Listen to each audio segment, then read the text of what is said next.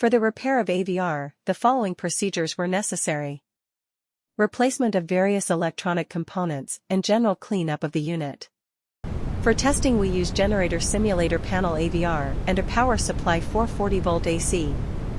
We operate a pair of alternating current generators, with the voltage regulated through a repaired AVR, automatic voltage regulator, in the circuit. As shown, by adjusting the rotational speed, Hertz, the AVR maintains a constant voltage of 440 volts, which has been preset using an external potentiometer.